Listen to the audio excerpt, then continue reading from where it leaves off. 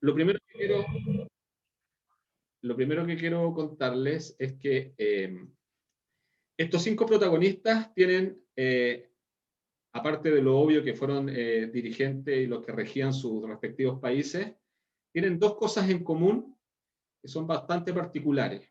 La primera es que los 5 tienen relación con judíos.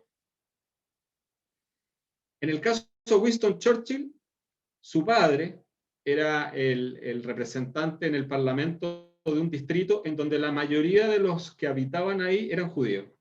Por lo tanto, Churchill le era muy común que en su casa, sobre todo en época de elecciones, fuera visitada por dirigentes comunitarios judíos que iban a comer con el padre de Winston y con su madre, que se llama Jenny Jerome. Ella era norteamericana, por lo tanto era bastante liberal, propio de los norteamericanos. Piensen ustedes que el padre de Winston Churchill, su abuelo y él fueron mayoritariamente conservadores, aunque hubo un tiempo en que Churchill se pasó al Partido Liberal.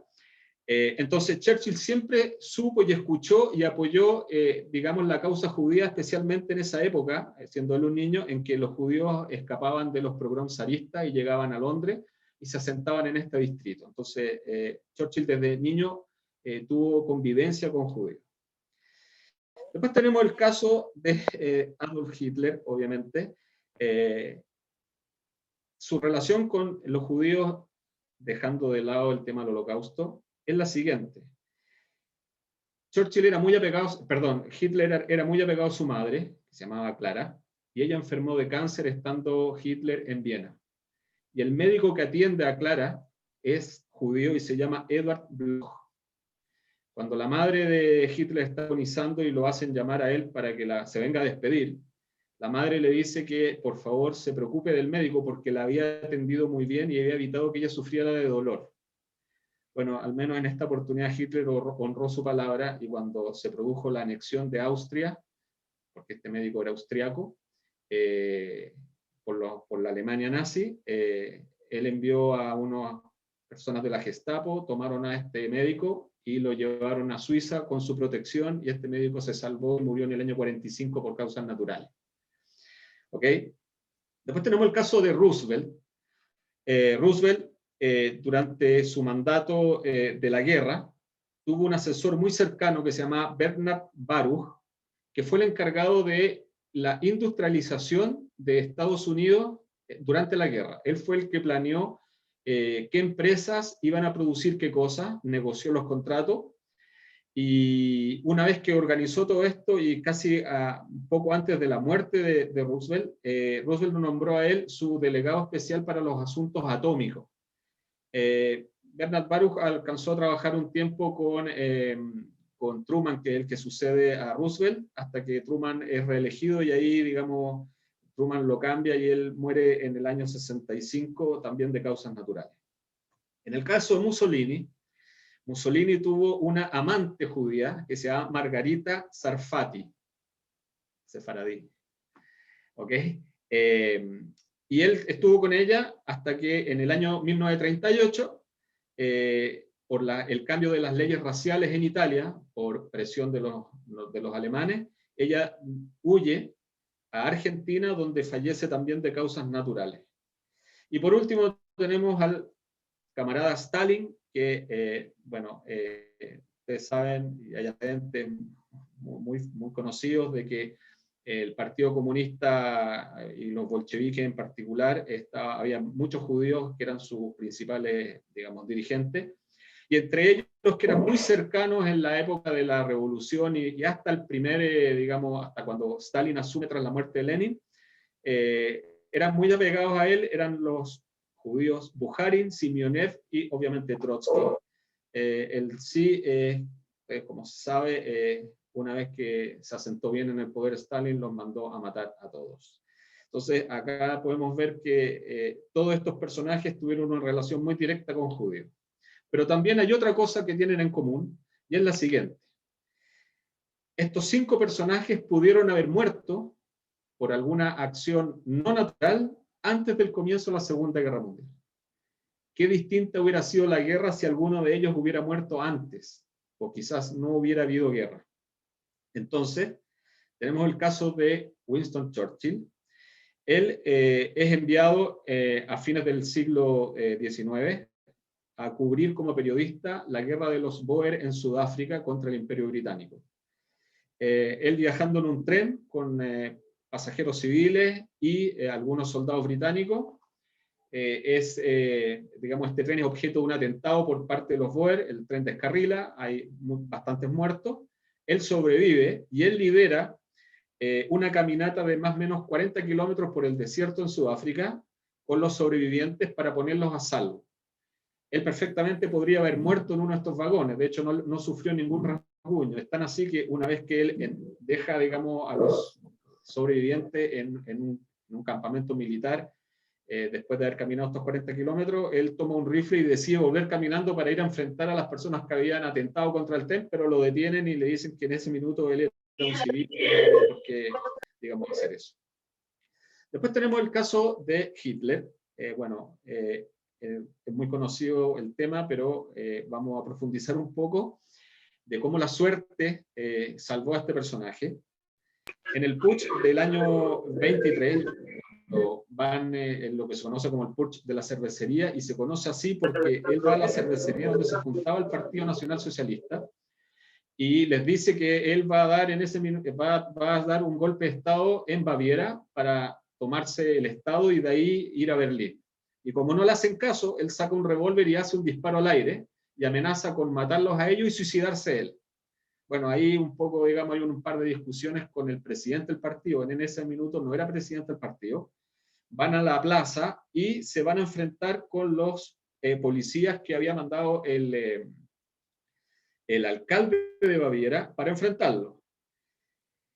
Si ustedes ven o en algún libro de historia, siempre aparece una foto en que Hitler está delante del grupo y esa foto él aparece con un impermeable blanco. Bueno, esa foto es mentira. Él estuvo detrás en segunda línea, es una foto trucada por quien fue después su fotógrafo oficial de apellido Hoffman, que es quien le presenta a Eva Braun, que era su secretaria. Y el disparo, en vez de llegarle a él, le llega a Hermann Göring, que estaba delante de él, y lo hiere en una cadera, Göring, que después lo hace, entre otras cosas, ser adicto a la morfina. Si ese disparo hubiera sido 30 centímetros más a la derecha, Hitler hubiera recibido el disparo en el pecho. Pero el destino quiso otra cosa. Después tenemos el caso de Roosevelt, que es bastante curioso. Roosevelt se encontraba en un meeting por la gobernación de Nueva York en el año 1910, y él estaba esperando en el estrado que terminara de hablar el alcalde de Nueva York, que lo iba a presentar. Y en ese minuto, una persona, un hombre, saca un revólver para matar a Roosevelt. Y una mujer que estaba al lado de él le pega un carterazo, desviando el disparo, pero hiriendo de muerte al alcalde y no pasándole nada a Roosevelt. Si esa mujer no hubiera tenido una cartera a mano o no le pega en el brazo a esta persona, la persona que hubiera muerto hubiera sido Roosevelt y no hubiera estado en la Segunda Guerra Mundial. Después tenemos el caso de Mussolini, que también es bastante fortuito para él. En 1922 él se está subiendo a un auto descapotable saliendo del Congreso en Italia, y cuando se está subiendo, un anarquista le dispara. El disparo atraviesa la puerta y se aloja entre sus piernas en el asiento. De nuevo, por no más de 20 o 30 centímetros, Mussolini se salvó, no tuvo ningún rasguño, y si no hubiera estado Mussolini, es probable que Italia nunca hubiera entrado a la guerra. Y por último, tenemos el caso de Joseph Stalin, que alrededor de 1915, cuando ya había estado 2 veces preso en un gulag por, digamos, proclamar la revolución contra el zar, cuando ya por tercera vez estaba siendo buscado, y si era atrapado iba a ser ejecutado, arrancando por un techo de unas bodegas, él cae, y al caer se lesiona un brazo. De hecho, Stalin, si ustedes después se fijan alguna vez en una foto de algún libro de historia, van a ver siempre que tiene un brazo más encogido, porque le quedó casi inválido ese brazo. Y ese fue el daño que tuvo, y perfectamente pudo haber muerto en vez de haber quedado con herida en un brazo. Entonces ustedes ven que estos personajes, todos ellos pudieron haber muerto antes de empezar la Segunda Guerra Mundial y el destino hubiera sido otro.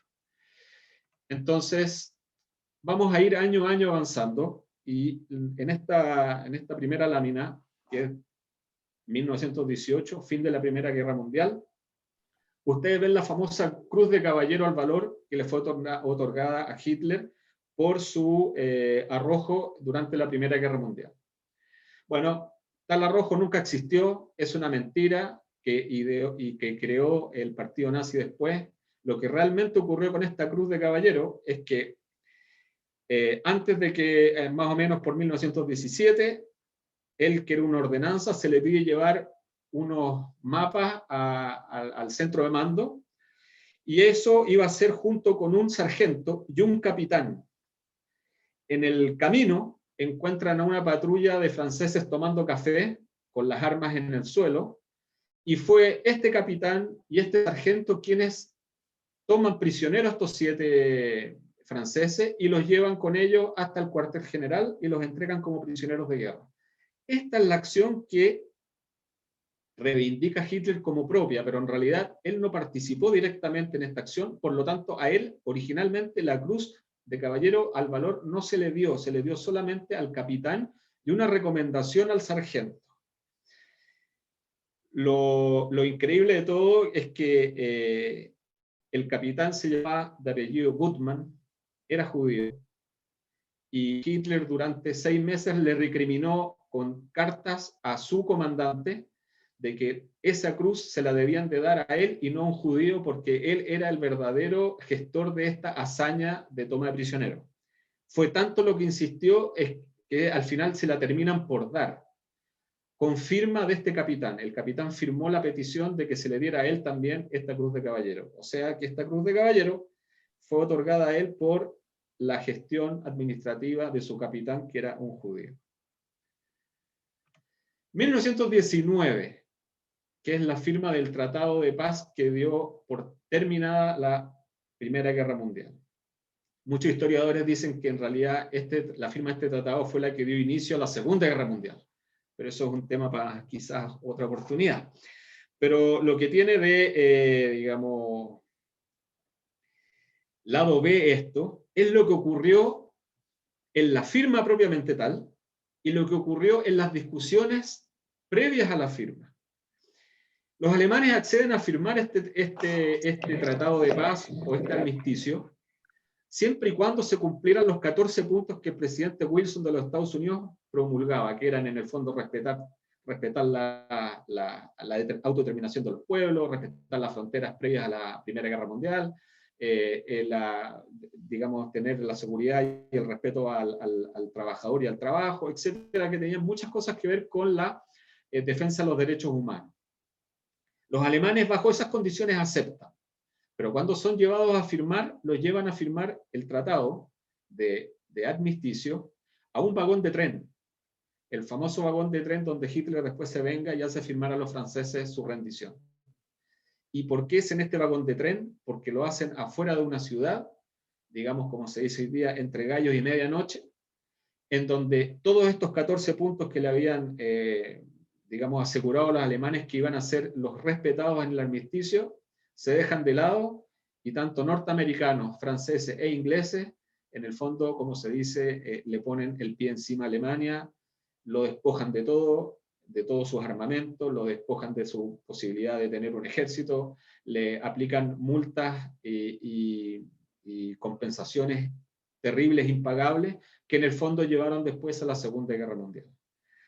También hay que decir que en las conversaciones de paz que se hicieron entre los otros países también, que fueron en Versalles, en el Palacio de Versalles, y por eso se le conoce como el Tratado de Versalles, aparecen las primeras recriminaciones racistas entre los países.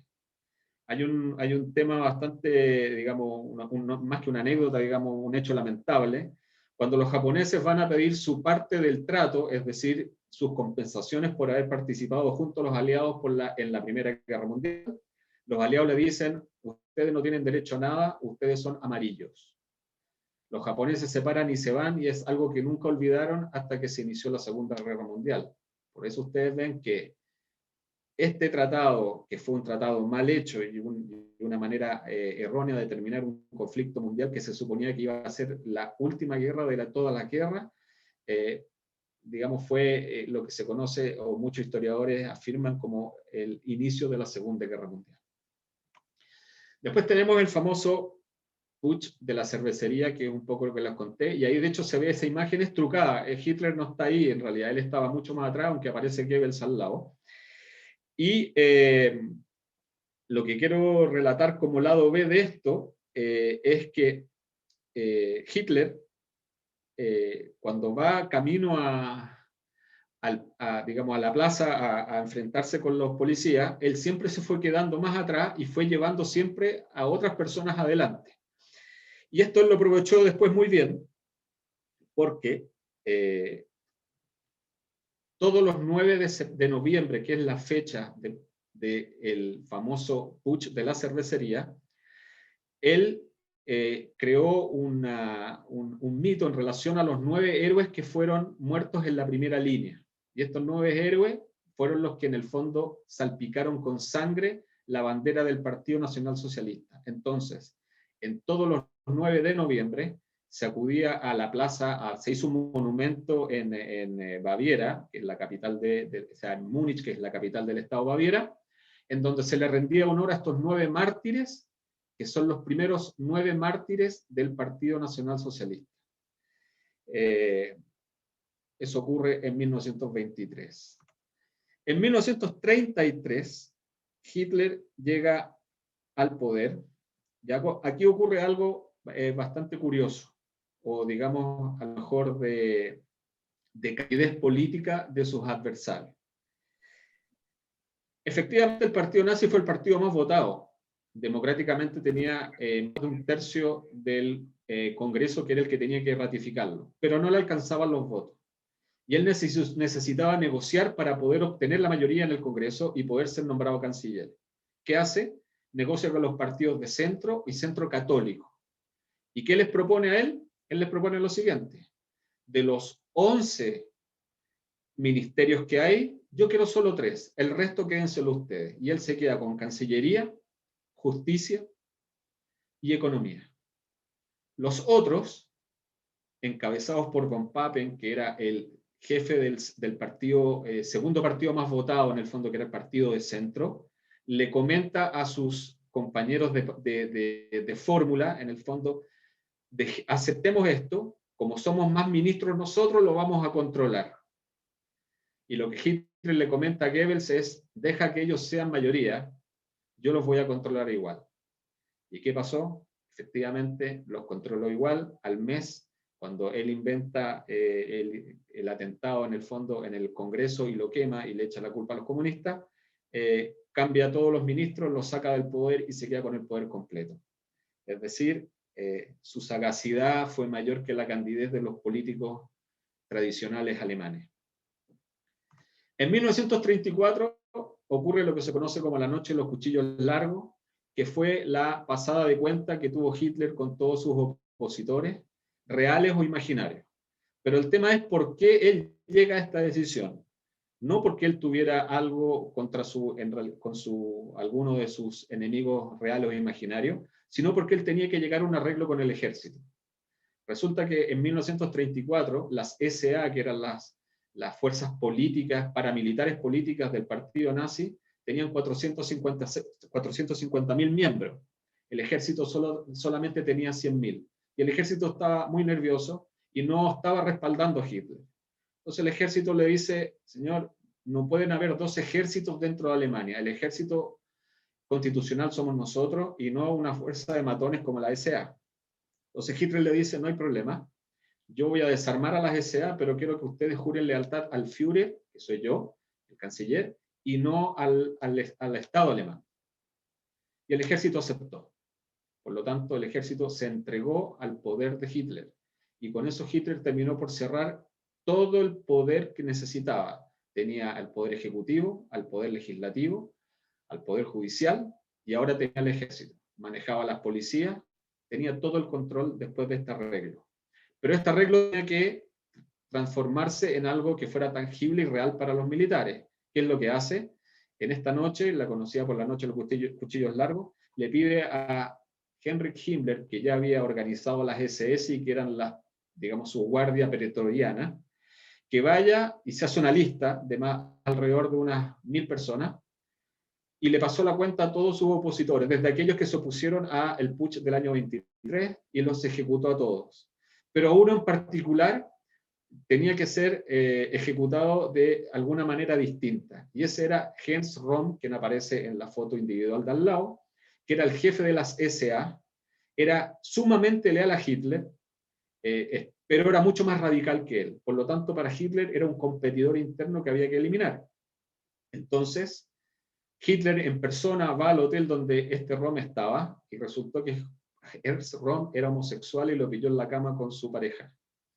Lo manda a detener y lo manda preso a una mazmorra, y por orden de él le dice a uno de sus, no sé, lugartenientes de las SS que vayan a su celda y le ofrecen una pistola con un disparo y le dicen: tienes 3 horas para suicidarte. A las 3 horas vuelven estas personas y Ernst Röhm no se suicida, sigue con la pistola en la mano con una sola bala.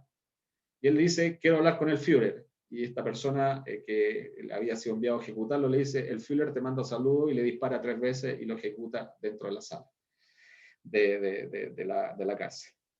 Entonces, aquí tienen en el fondo, de una manera escondida, Hitler le pasó la cuenta desde el año 23 en adelante a todos sus enemigos políticos. 1935. Esta historia, digamos, del lado B, podría ser hoy día el deleite de los matinales.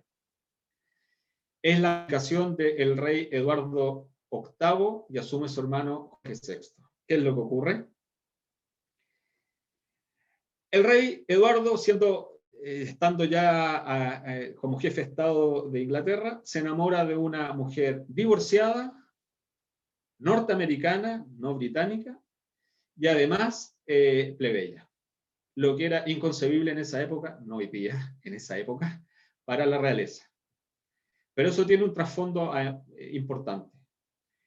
Aparte de la discusión entre los que estaban a favor o en contra del rey, ocurría lo siguiente. Eduardo VIII era germanófilo. Él sentía un gran respeto y admiración por el pueblo alemán, y no le disgustaba mucho lo que estaba haciendo Hitler en Alemania en esa época. Y eso hubiera sido bastante peligroso. ¿Por qué? Porque en 1940, cuando ya Winston Churchill estaba al frente del gobierno británico, se fraguó un golpe de Estado dentro del establishment político británico. Y lo único que salvó a Winston Churchill en ese minuto fue el apoyo de Jorge VI, el hermano que asume después de la abdicación de Eduardo VIII. Si eso no hubiera ocurrido, es muy probable que por instancias de Lord Halifax, íntimo amigo de Eduardo VIII, se hubiera tratado de llegar a un arreglo de paz con Alemania separado, lo que hubiera significado que no hubiera habido quien enfrentara a Alemania entre el año 39 y el año 41. Así de importante fue que, por destinos del corazón, el cambio de rey se efectuó, y este rey, que no estaba preparado para ser rey, apoyó incondicionalmente a Churchill, y fue fundamental su apoyo para que Churchill no perdiera, digamos, un voto de confianza.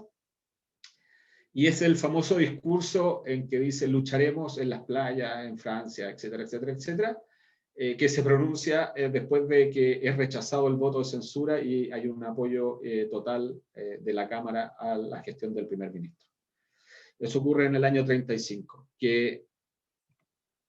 1936, la Guerra Civil Española. Acá hay algo bastante interesante, porque muchos se preguntarán, bueno, ¿por qué España no apoyó a Alemania en la Segunda Guerra Mundial, siendo gobierno fascista y estando Franco en deuda con Hitler? ¿Qué es lo que pasó?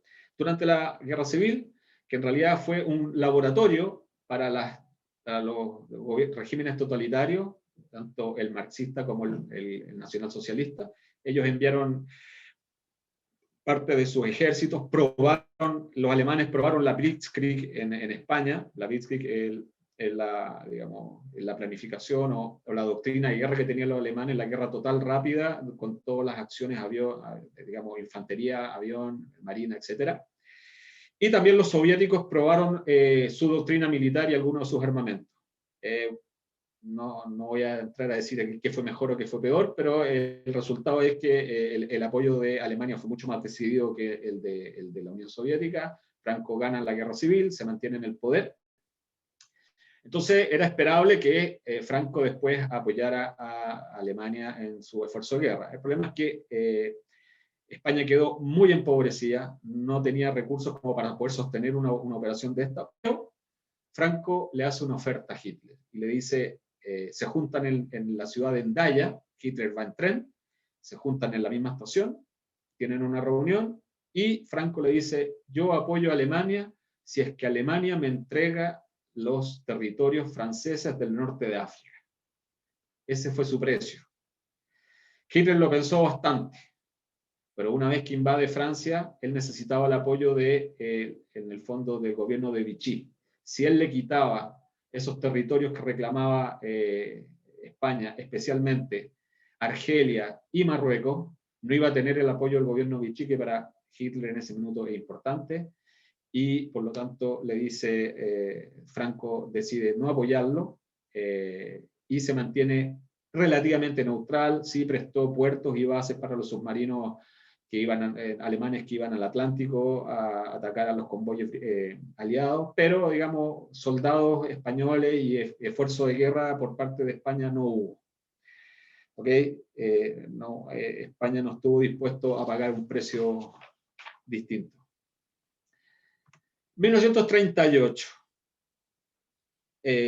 Acá se producen dos hechos fundamentales que ya nos dejan casi al borde, a las puertas de la guerra. Uno es lo que se hace como el Anschluss, que es la anexión de Austria por la Alemania nazi, y después el Pacto de Múnich. Vamos a partir por el Anschluss, por un tema de calendario, que fue antes, pero esto tiene algo un poquito, digamos, sabroso que nos va a permitir entender después qué pasó en el año 44. A fines del año 37, principios del 38, una revista británica, equivalente a lo que era Vivienda y Decoración del Mercurio, que se dedicaba a, su especialidad eran los jardines y los parques, nombra a Hitler hombre del año, por ser una persona que se dedicaba fervientemente a la protección de parques y jardines. Y mostraban fotos del jardín que él tenía en su casa digamos, en los Alpes alemanes, en Berchtesgaden, y se hace un reportaje a él y es nombrado hombre del año por esta revista. En este lugar, en Berchtesgaden, él tenía su casa, digamos que era prácticamente donde gobernaba. Él estaba muy poco en la Cancillería. Y aquí iban todos los personajes que querían entrevistarse con Hitler, a los que Hitler llamaba. Entonces, Hitler tenía la costumbre de levantarse muy tarde, 11, 12 de la mañana, almorzaba muy poco a las 3, y después en la tarde, tipo 8, 9, cenaba y después daba charlas que duraban hasta las 3 de la mañana, en donde todos los invitados tenían que escucharlo, digamos, concentradamente y aplaudirlo al final, y recién ahí él se iba a acostar. Entonces, para preparar la anexión de Austria, Hitler invita a el canciller austriaco de esa época, de ese minuto, que era de apellido Schuschnigg. Lo hace llegar a las 7 de la tarde, y este austriaco, digamos, de alguna manera diplomática, lo saluda y le dice, lo quiero felicitar porque fue elegido hombre del año por sus espléndidos jardines. Y Hitler lo toma y le dice, déjese de estupideces, siéntese en este sillón y me va a escuchar. Y Hitler lo reta desde las 9 de la noche hasta las 2 de la mañana, explicándole por qué él, como canciller austriaco, tenía que aceptar la anexión austriaca por parte de Alemania. No lo dejó hablar en ningún minuto. Termina la reunión, le dice, súbase al auto, vuelva a Austria y mañana quiero que usted nombre, digamos, haga público que Austria va a ser parte del imperio del Reich alemán. Bueno, este Suschnitz vuelve a Austria, no hace lo que él le dice, por lo tanto Hitler se enfurece y le pide a Goering que tome cartas en el asunto. Y lo que hace Goering es lo propio que hacen los regímenes totalitarios, se contacta con el partido nazi austriaco, que era dirigido por Heinz Inquart, que después fue nombrado como premio gobernador de Holanda, de la Holanda ocupada, y traman todo digamos, una intrincado para desestabilizar al gobierno, hacen caer a este Suschnitz, pero lo obligan a llamar a un plebiscito en donde se votaba sí o no por la anexión. Y ustedes me creerán que ganó sí. Sí, la anexión. Los votos fueron arreglados, el partido nazi se encargó de distribuir los votos y las urnas, y obviamente fue aplastante la mayoría que votó a favor de la anexión.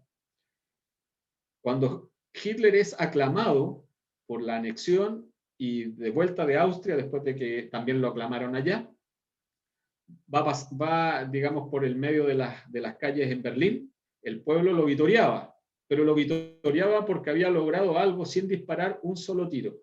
Y Hitler le comenta a Ribbentrop, que en esa época era su ministro de Relaciones Exteriores, le dice,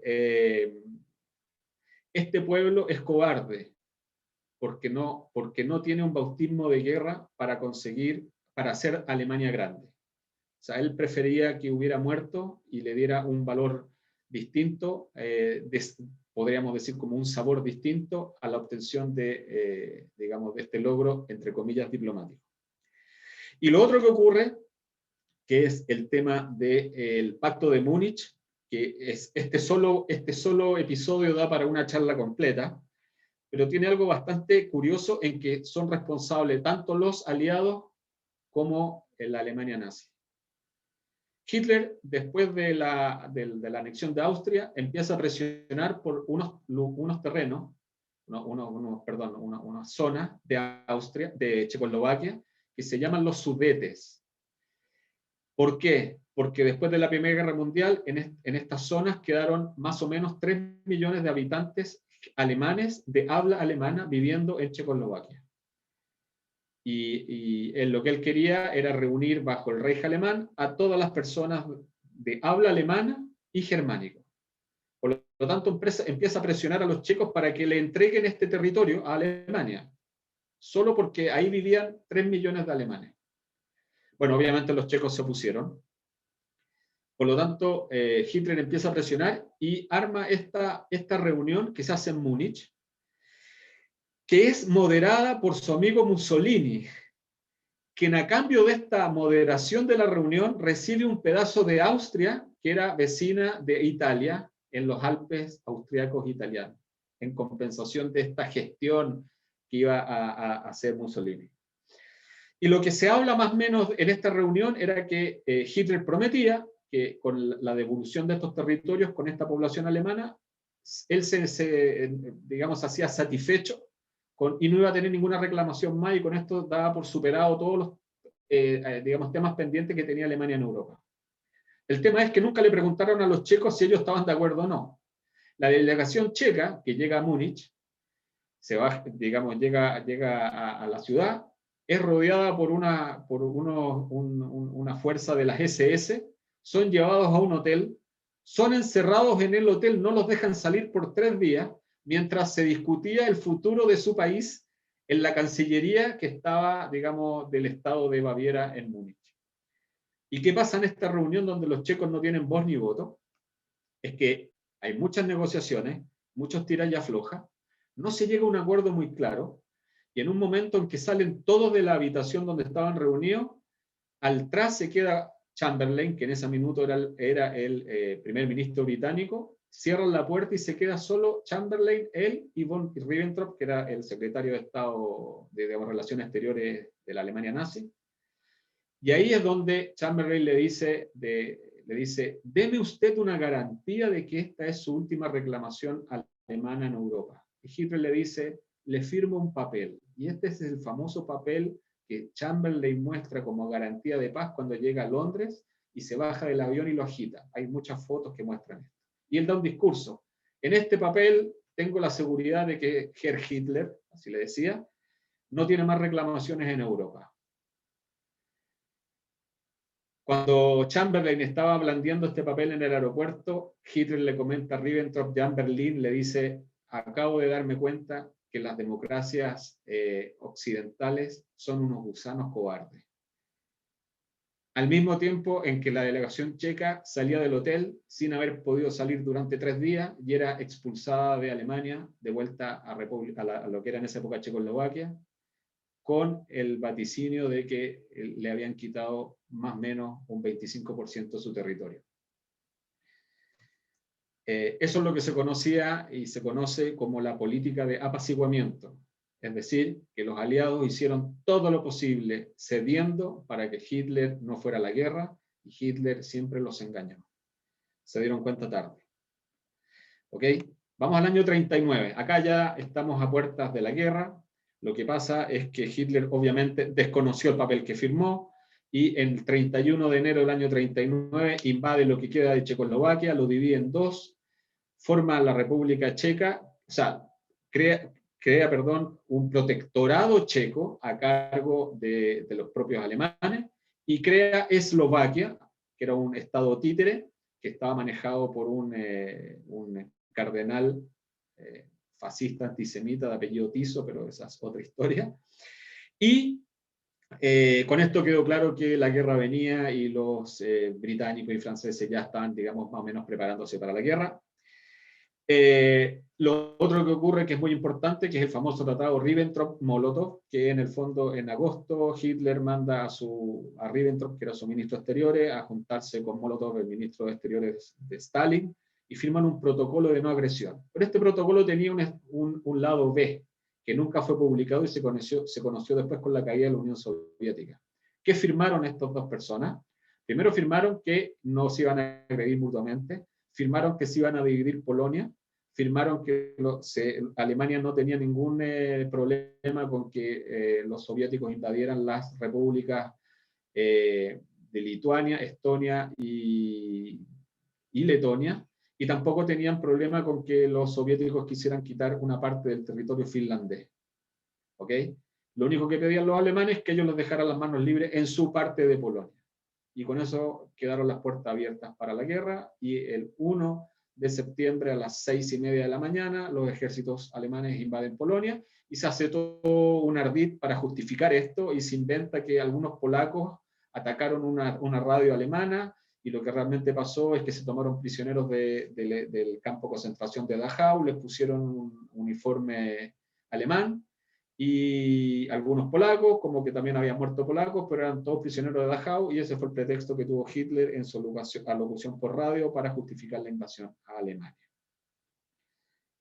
1940 ya estamos en la guerra, y entre 1939 y la invasión a Occidente por los ejércitos alemanes pasaron 8 meses, y es lo que se conoce como la guerra de mentira.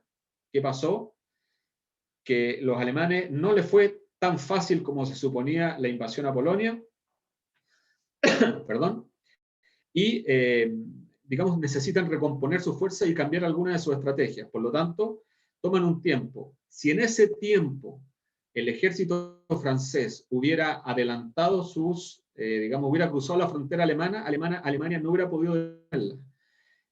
Francia tenía alrededor de 50 divisiones más que los alemanes listas en la frontera, pero prefirieron esperar a que los ingleses mandaran lo que se conoció, disculpen, lo que se conoció como el ejército expedicionario británico. Después fue muy tarde, y el 10 de mayo los franceses son invadidos por los alemanes, cae Noruega, Holanda, Bélgica, etc. Y digamos, está toda la guerra en su máxima expresión. 1941, acá ocurren un par de cosas que son bastante, digamos, que tuvieron incidencia fortuita en la guerra. Primero, la conferencia de Terranova. ¿Qué es la conferencia de Terranova? Estados Unidos aún no estaba en la guerra, pero Churchill había conseguido que Estados Unidos lo apoyara financiera y militarmente con lo que se conoce la ley de préstamo y arriendo, pero deciden juntarse en las costas de Canadá, en la bahía de Terranova. Churchill va en el famoso buque de guerra que después hundido por los japoneses, el Príncipe de Gales, que era un acorazado de los más grandes que había en el mundo. Se junta con Roosevelt ahí en el mar, un día en cada barco. La reunión duró 3 días. Y, entre otras cosas, digamos, Estados Unidos le promete ayuda a los británicos, pero ocurre algo. Todo el viaje se hizo en un secreto de radio bastante, digamos, importante, por el riesgo de que había de que le pudiera pasar algo a alguno de los dos. Pero hubo una comunicación radial y los alemanes sabían que Churchill venía de vuelta en este buque a Inglaterra. Y mandaron a dos submarinos a que hundieran este buque y mataran a Churchill. El U-139 y el U-239, perdón, y el U-135. Y lo que ocurrió es que uno de estos submarinos tuvo una avería y se tuvo que devolver. El capitán del otro submarino, que aún quedaba navegando, no fue, digamos, él entendía que no iba a ser capaz de poder hundir a este acorazado, además que estaba protegido por varios destructores, y decide dar la vuelta.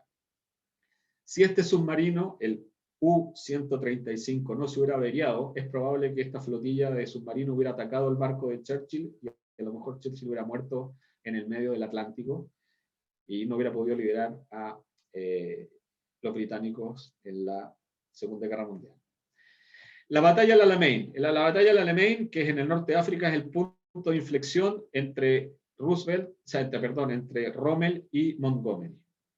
Si los ingleses perdían esa batalla, el paso hacia, digamos, Israel, o sea, en esa época el mandato Palestina y los campos petroleros y juntarse con los ejércitos que estaban por el Cáucaso en la Unión Soviética, era cosa de días, hubiera sido catastrófico, se hubiera perdido el canal de Suez, etc. Y Churchill estaba muy impaciente porque él esperaba que hubiera una reacción rápida del ejército británico, pero Montgomery era un general bastante, digamos, muy planificador. Él se tomaba su tiempo para planificar y, digamos, y tener a todas sus tropas listas para la acción. Entonces Churchill lo va a ver.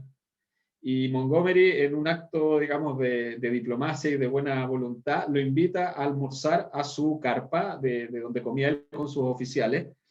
Churchill llega, se sientan los dos y Montgomery, que era una persona que comía bastante sano, le dice: mire, primer ministro, le ofrezco un poco de carne, verduras cocidas y una sopa, porque esto a mí me mantiene 100% listo y dispuesto.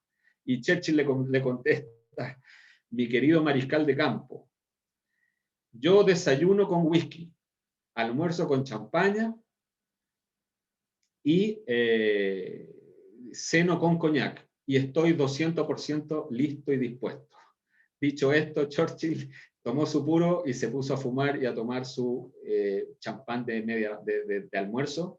Y bueno, después siguieron hablando de temas de lo que venía para más adelante.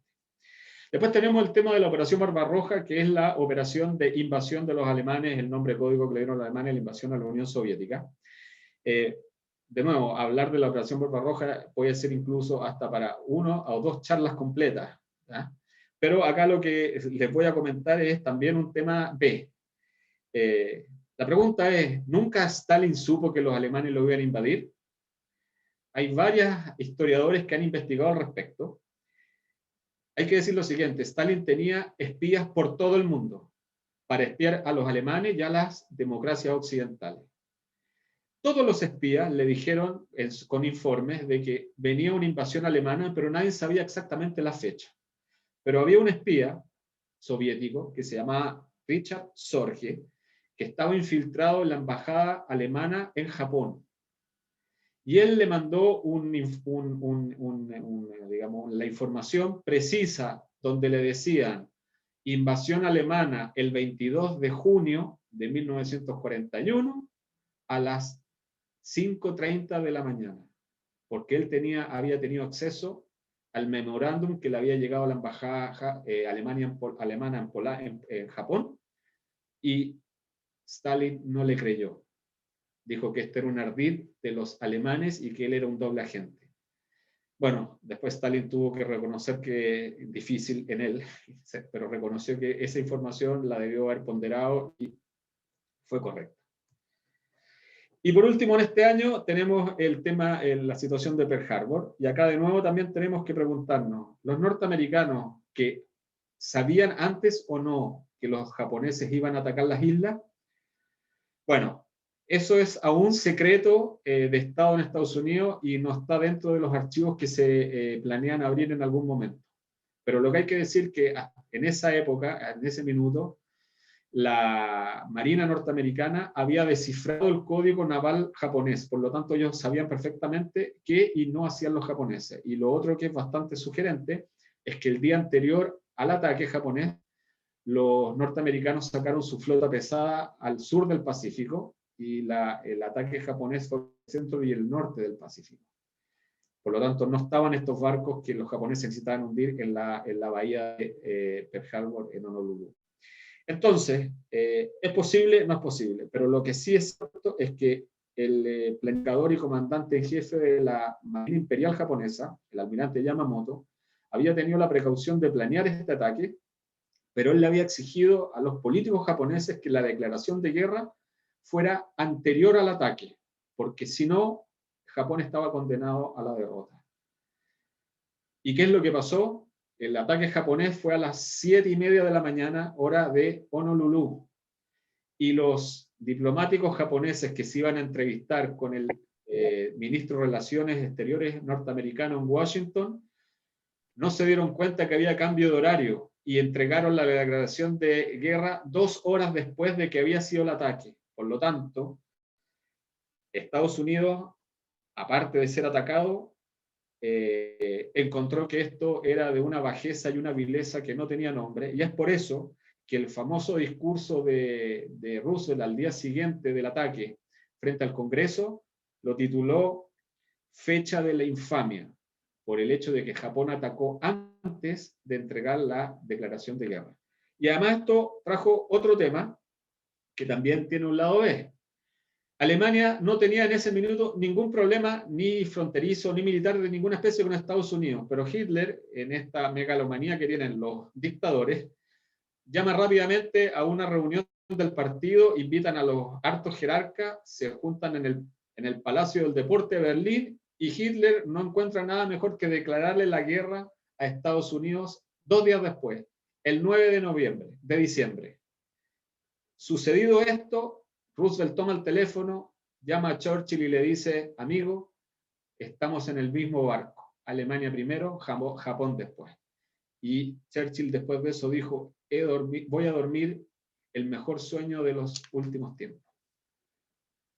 En 1942, él es digamos, Stalingrado, Río Volga. ¿Por qué Stalingrado? Porque Stalingrado fue el lugar de la ofensiva más al oriente que tuvo el ejército alemán. Está la famosa historia, digamos, de la guerra, digamos, de la batalla que se libró en esta ciudad, que tenía el nombre de Stalin, Stalingrado, ciudad de Stalin.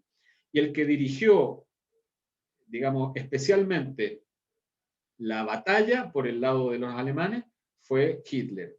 En el fondo, esta fue una batalla de egos entre Hitler y Stalin. Ninguno quería dar un paso atrás. Y era muy importante porque si se cruzaba el río Volga, los ejércitos alemanes llegaban a los pozos petroleros del Cáucaso soviético. La persona que fue comisionada digamos, por Stalin para defender digamos, la ciudad desde el oriente hacia el occidente fue una persona que después fue secretario general del Partido Comunista, Khrushchev. Khrushchev fue enviado ahí como el comisario político, y la primera orden que da Khrushchev es: quien retroceda o se rinda será ejecutado por los comisarios políticos. Nadie retrocede. Bueno, al final de cuentas, los ejércitos soviéticos lograron rodear al ejército alemán, y acá se produce algo que relata, digamos, muestra cómo era Hitler, digamos, como como comandante en jefe, por último. Para que no se rinda el general que estaba con las tropas alemanas, de apellido Paulus, él le dice, porque Paulus le dice, no puedo resistir más, no tengo ni siquiera ni comida, ni armas, ni municiones. Entonces le dice, quiero rendirme. Y Hitler le dice, no se rinda, pelea hasta el final, lo voy a nombrar mariscal de campo. Y lo nombra mariscal de campo. Al día siguiente de hacer nombrado mariscal de campo, Paulus se rinde ante los soviéticos. Y Hitler lo primero que hace es, lo destituye, le quita el rango de mariscal, le quita el rango de general y además lo condena a muerte. ¿Okay? La suerte del general Paulus, digamos, es la siguiente. Él queda como prisionero de guerra, después estando como prisionero se pasa al lado soviético, forma un ejército de alemanes comunistas que estaban, digamos, que decían que eran comunistas, que estaban como prisioneros de guerra, y al terminar la guerra, él vive hasta el año 55 en la Alemania democrática y muere de causas naturales. 1943, ocurren acá tres cosas que tienen su lado B. Primero, la conferencia de Casablanca. En esa conferencia, Churchill y Roosevelt se juntan para, en el fondo, porque van en camino a juntarse con Stalin a la famosa conferencia de Teherán. Pero en esta conferencia se resuelve algo muy importante. Estos dos, digamos, Roosevelt y Churchill, dicen que la rendición alemana es incondicional y a todos los aliados. Mucho se ha discutido si esto hizo que la guerra se prolongara, porque los alemanes estuvieron dispuestos a fines del 44 a rendirse solamente a los británicos y norteamericanos, pero no a los soviéticos. Pero como la promesa a Stalin era incondicional y a todos los ejércitos aliados, los angloamericanos no aceptaron esta rendición por separado. Pero acá ocurre algo bastante sabroso. A esta reunión, Churchill lleva como invitado a De Gaulle, que era el representante de la Francia Libre. Pero el problema era que Roosevelt no soportaba a De Gaulle. De hecho, si ustedes se fijan en todas las fotos, Roosevelt nunca sale al lado de De Gaulle y nunca lo saluda dándole la mano, pero sí lo hacía con otros. Y la razón era porque Roosevelt veía en De Gaulle a un militar que podía transformarse en un dictador. Pero Churchill lo lleva por una razón política. Él quería el apoyo de los franceses una vez que la guerra terminara. Churchill estaba adelantado 5 años. Él necesitaba de Francia porque él entendía que los británicos no iban a ser capaces, ellos por sí solos, de poder, digamos, estar en la posguerra en Europa. Y es por eso que Churchill lleva, sin avisarle a Roosevelt, a De Gaulle a esta reunión. Después, la reunión Sikorski-Stalin. ¿Quién es Sikorski? Sikorski es el presidente del gobierno polaco en el exilio libre, es un general, y que obviamente está asentado en Londres, donde estaban todos los regímenes, todos los gobernantes que habían escapado, digamos, de Europa. Y Churchill lo invita a juntarse con Stalin a Moscú. Los deja solo en una pieza y Sikorski va y le dice, camarada Stalin, ¿me puede explicar o contar qué pasó con los 15.000 polacos que fueron encontrados muertos en el bosque de Katyn, que se les atribuye a las fuerzas soviéticas su ejecución? Y Stalin le dice, usted me ofende, nosotros nunca haríamos eso, por el contrario, estos fueron los nazis. Bueno, en 1991 Boris Yeltsin va a visitar a Polonia, en esa época el presidente polaco Lech Walesa, y le lleva y le muestra la orden firmada por Stalin, en donde él da la orden ejecutiva a la NKVD, en la antigua KGB, de ejecutar a todos los prisioneros oficiales polacos y cualquier persona, digamos, que fuera posible enemigo del futuro Estado Popular Polaco. O sea, el cinismo de Stalin llegó al punto de decirle en la cara a Sikorski que él no había tenido ninguna responsabilidad al respecto. Y lo otro, digamos, que también tiene su lado B acá, es cuando cae Mussolini. Mussolini cae, es tomado detenido por las fuerzas antifascista y es llevado al norte de Italia, cerca del lago Como, a un balneario, a un hotel, y ahí está retenido, cuidado por dos carabinieris, dos policías. Hay tres, digamos, mozos que lo atienden a él y a su comitiva, y Hitler, que entre todas sus cosas, si hay algo que hay que decirle, que era bastante leal con sus amigos y con sus socios, lo van a rescatar. ¿Y a quién le pide que lo hagan? A unos paracaidistas alemanes de la Luftwaffe, que no tenían nada de nazis, sino que eran soldados de la Luftwaffe, del cuerpo paracaidista. Pero a este grupo se le unió un capitán de las Waffen-SS, que son de la parte del ejército de las SS, de apellido Skorzeny. Se sube el avión con una cámara de fotos, van, rescatan a esta persona, y Skorzeny lo único que hizo fue sacar fotos. Se sacó fotos con Mussolini, sacó fotos al avión, sacó fotos de lado. Y le bastó para volver a Alemania como héroe y ser elegido por Hitler como el que rescató a a Mussolini. Y no tuvo ninguna participación especial en esto.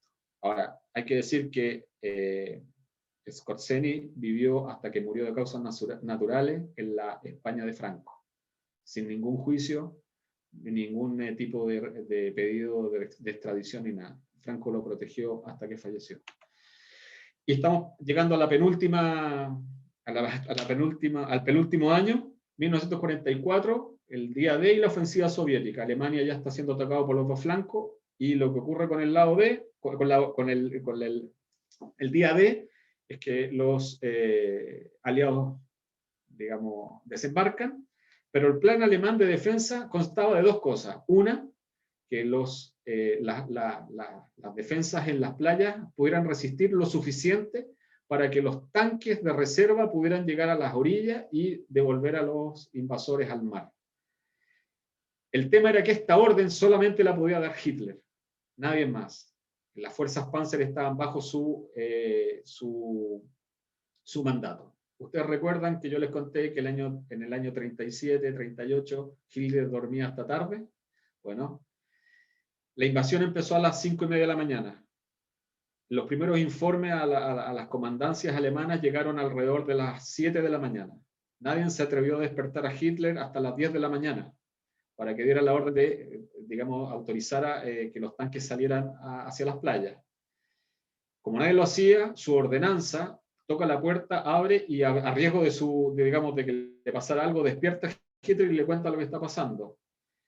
Esta demora de 3 horas hizo que los tanques pudieran llegar al teatro de operaciones alrededor de las 1, 2 de la tarde, porque no es llegar y prender un tanque, hay que prepararlo. Tiempo suficiente para que las fuerzas aliadas pudieran llegar a la parte alta digamos, del desembarco de Normandía y pudieran, digamos, no perder la ofensiva. Y por el lado soviético, los soviéticos tenían prácticamente todos sus ejércitos listos para entrar en Polonia, y Stalin decide parar.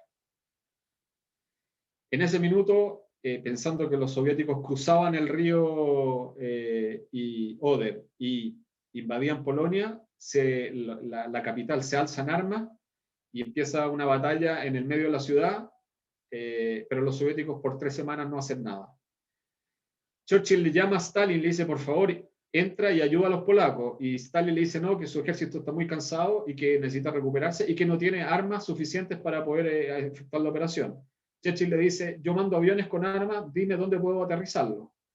Y Stalin le responde, no puedo garantizar la seguridad, debes esperar.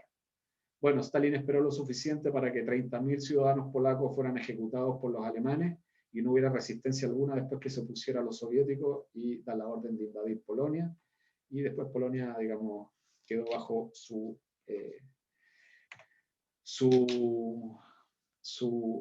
bajo la órbita soviética. Y por último, en 1945, bueno, Hitler se suicida. Hitler ya hacía 3 meses previo a mayo del 45, al 30 de abril, que es cuando se suicida, ya estaba viviendo en el búnker. El búnker, si bien era casi una ciudadela bajo la Cancillería, digamos, ahí él pierde la cordura totalmente, inventó ejércitos que no habían, digamos, mandaba a matar gente que ya había muerto, generales que no tenían a quién mandar, les decía que vayan a defender kilómetros y kilómetros de frontera, digamos, hasta que decide suicidarse. Antes de eso, él hace dos cosas. Una, pide que fueran un juez de paz y lo case con Eva Braun, su amante de toda la vida, o de la última parte de su vida, cosa que hace, y después él necesita, y él dice, necesito que venga un juez, un juez, porque voy a dejar mi testamento político y mi testamento personal. Se demoraron bastante en poder encontrar uno, en Berlín estaba en ruinas, los soviéticos lo habían impedido casi totalmente, y todos sus bienes personales se los deja al partido, no al país ni al pueblo, al partido. Él es muy enfático en eso, porque según él, el pueblo no se lo merece, y el testamento, digamos, político es que los únicos responsables de la derrota de Alemania son los generales cobardes y obviamente los judíos. Le dedica un párrafo completo a la maquinación judía mundial, de la dominación, etcétera, etcétera, etcétera, algo muy conocido y que se está repitiendo lamentablemente ahora. Y esto como que trajo para finalizar, la división de Europa. La división de Europa y el comienzo de la Guerra Fría. Sin dar un pequeño detalle, que antes de, digamos, que lo deja expresado en su testamento, da orden de ejecución a Goering y a Himmler por tratar de conseguir la paz, digamos, de Alemania, de la rendición de Alemania frente a los aliados, obviamente, no frente a los soviéticos, pero eso lo encontraba en una tradición y da orden de que los ejecuten, cosa que no pasó, y esa es otra historia. Bueno, y con esto damos por terminado la charla. Espero que les haya interesado, que es como el lado B de todas las historias que uno siempre ha escuchado. Nos alargamos un poquito, estoy dándome cuenta. Pero bueno, en fin, no sé si tiene alguien alguna pregunta o algo, y le dejo a Nati, digamos, a cargo. Gracias, Claudio. Nuestra directora, Sí. Martín Dirber, tiene una pregunta en honor al tiempo. Sí, claro. Sí, disculpa el tiempo que me pasé. No, no te preocupes, que sea una o máximo 3 preguntas de nuestros oyentes. Así que, Martín, la primera pregunta. Bien cortito. Es decir, describió a un Hitler un poco como un superhombre que fue capaz de engañar a una serie de personas bien inteligentes que estaban a cargo de distintos gobiernos del otro lado. ¿Así lo percibe? Porque a veces lo pintan como un pobre pintor de paredes o más o menos que no se sabe muy bien cómo logró tanto poder. Agradezco tu pregunta, y es una pregunta que tiene ramificaciones al día de hoy. Uno de los errores más grandes que tienen las democracias es creer que los líderes totalitarios son personas que, porque no tienen educación, son moldeables y manejables. Una de las virtudes que tenía Hitler y que tenía Stalin y que tienen otros líderes totalitarios es que tienen la capacidad de manejar a las masas. Ellos interpretan a la masa y la masa se ve representada en ellos. Por eso les es muy fácil llegar al poder. Hitler, si bien era un pintor, un mal pintor, era a lo mejor, no sé, no tenía modales, por eso él siempre le pedía a Goering que lo representara cuando tenía que juntarse con algunas autoridades de otros países. Tenía la habilidad de poder convencer a la gente, ¿sí?, que la gente lo siguiera, y además tenía un objetivo. El objetivo, claro, era crear el tercer Reich alemán. Y eso no es que fuera un superhombre, pero él sabía cuáles eran sus fortalezas y sus debilidades, y él explotó sus fortalezas de forma muy importante, y para pesar de nosotros como judíos y de la humanidad y de la democracia, y etcétera, lo hizo bien. Él logró llegar al poder, él entendió que no podía llegar al poder por un golpe de Estado y que tenía que tomar el camino democrático, lo hizo, lo consiguió, consiguió hacerse del poder completo en Alemania, logró que la población alemana, la sociedad alemana fuera su rehén, hizo todo lo que hizo. No es que fuera un superhombre, él supo explotar sus habilidades, y es lo que hacen en general todos los dictadores que han pasado por la historia. Esa sería mi respuesta, digamos. No es que yo crea que él es un superhombre, pero la historia es lo que muestra la historia.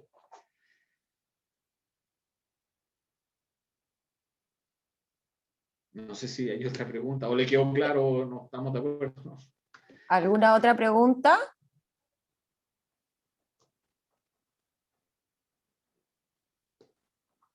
Saúl tiene una pregunta. Sí, no sé, Claudio, si en este momento me lo puedes responder, pero siempre me ha entrado la duda de, esto fue una guerra sumamente larga.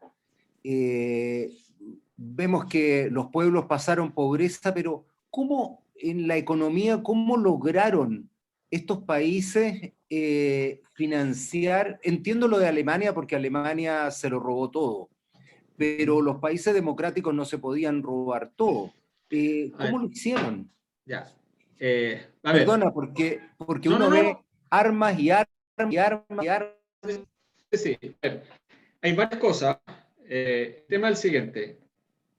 Independiente que los alemanes se robaran todo, y podríamos decir con mucho dolor, pero no es por responsabilidad de los judíos fueron parte de los que financiaron la guerra de Hitler, porque les robaron todo a los judíos. No es que los judíos quisieran financiarlo, pero todas las fortunas y todas las cosas que los nazis le expropiaron a los judíos fue para el esfuerzo de guerra alemán. Pero también Hitler le encarga a Goering lo que se llamó el plan quinquenal. Y eso fue en el año 34, y le dijo a Goering, en 5 años me tienes que tener la economía lo suficientemente fuerte para soportar una guerra. Cuando se es cuando se es un totalitarismo, eso es muy fácil.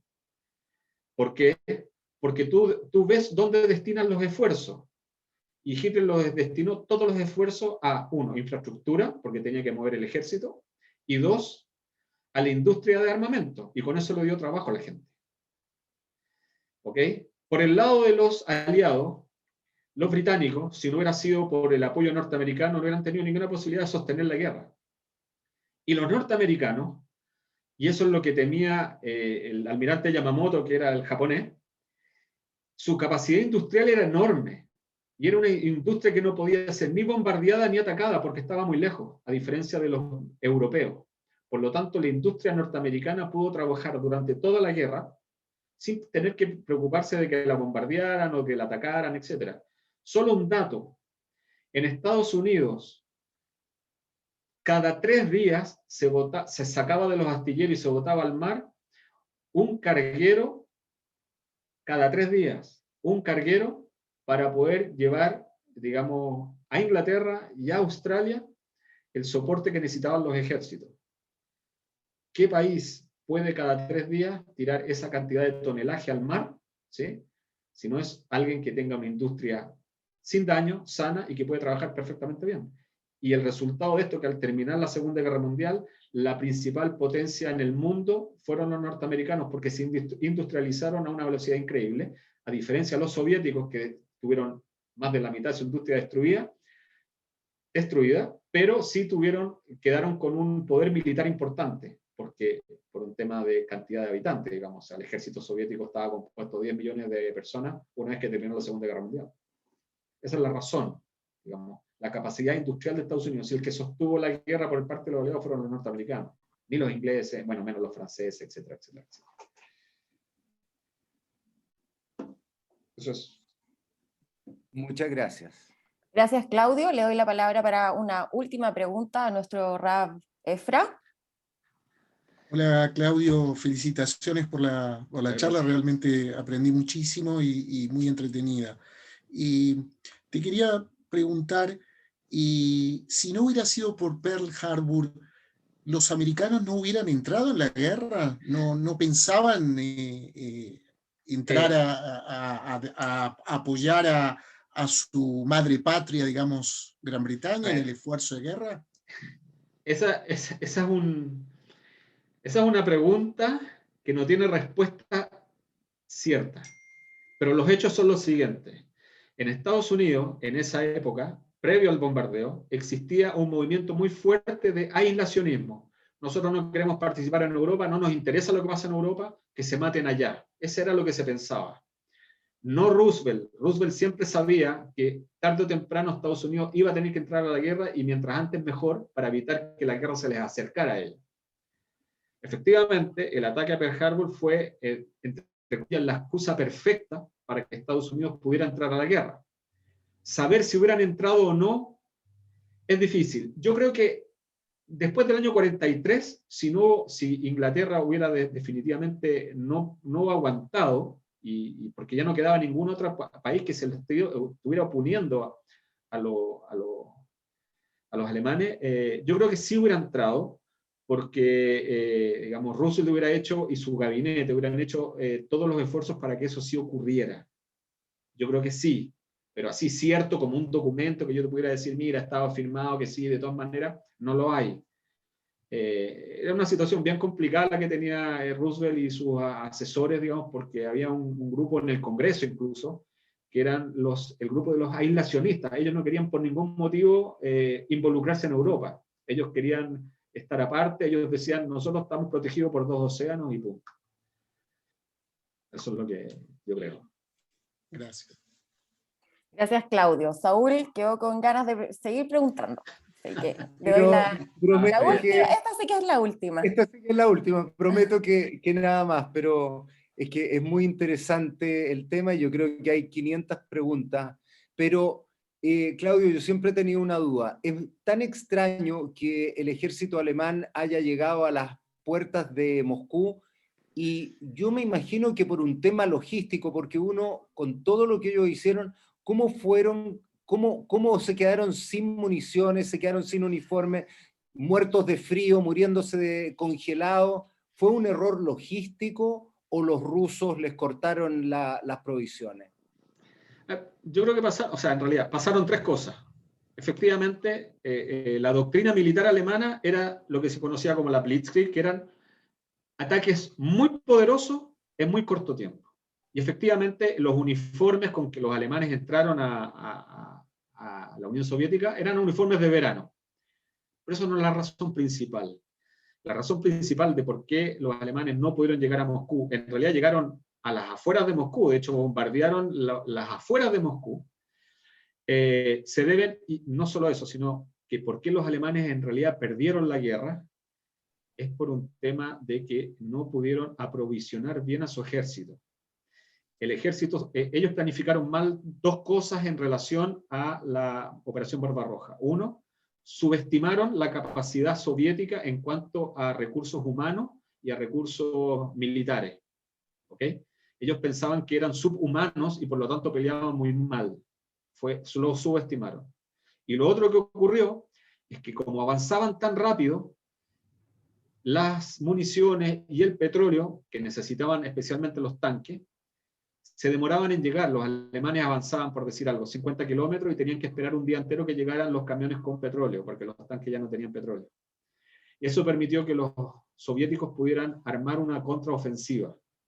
Pero una contraofensiva que fue ayudada un poco por el invierno. Pero si los alemanes hubieran estado bien aprovisionados, con ropa de invierno, hubieran entrado a Moscú sin ningún problema. El ejército soviético estaba totalmente desmoralizado, totalmente desorganizado, no tenían que los mandar. Recuerden que en el año 37 Stalin mandó matar a 37.000 oficiales soviéticos. No había quien mandara a los soldados. ¿Okay? Esa fue la purga del año 37. 35.000 oficiales de campo, es decir, tenientes, capitanes, mayores, etc., fueron purgados. Entonces el ejército soviético estaba muy mal dirigido. Recién desde el año 42 aparecieron algunos oficiales que pudieron rearmar el ejército soviético. Pero si los alemanes hubieran estado provistos, es probable que hubieran entrado a Moscú y quizás es probable que Rommel hubiera podido entrar al Cairo. ahí también falló el aprovisionamiento. Los británicos en el fondo se hicieron del Mediterráneo y hundían todos los barcos alemanes y italianos que iban con refuerzo y con armas y con petróleo, etc. Y nunca llegaron a puerto, digamos. Para ganar una guerra, cualquiera sea, hay que apuntarle a 3 cosas a los principios. Con esto termino, Nati, para que no te pongas nerviosa. Para apuntarle, digamos. Una,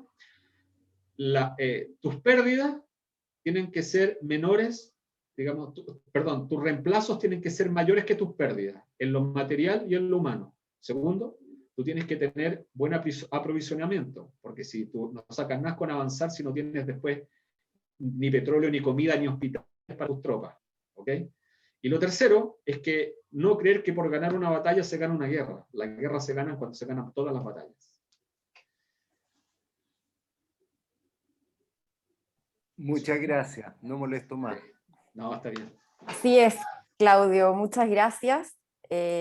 Bueno, yo quiero agradecer a Claudio, agradecer de parte de la comunidad sefardí de Chile y en nombre de nuestro presidente Abraham Cohen, a todos quienes participaron en esta actividad con Claudio. Claudio, nuevamente muchas gracias a ti y gracias por querer enseñarnos este lado B de la historia con datos súper sabrosos, como dijiste tú al principio, súper interesante. Y los dejo invitados a todas nuestras próximas actividades. El próximo jueves 15 tendremos algo muy entretenido con Eliel Jason. Sábado 17 nos juntaremos a recordar Tisha B'Av en conjunto con las comunidades de la NBI y Beit Emuná. Y en 2 jueves más, el 22, nos juntamos de nuevo a hablar con Claudio del exilio obligado de los judíos de los países árabes. Sí, un tema actual. Así que los dejamos invitados a nuestras próximas actividades, a que se conecten, participen, y muchas gracias nuevamente de parte de la comunidad sefardí de Chile. Muchas gracias a todos. Gracias. Buenas noches.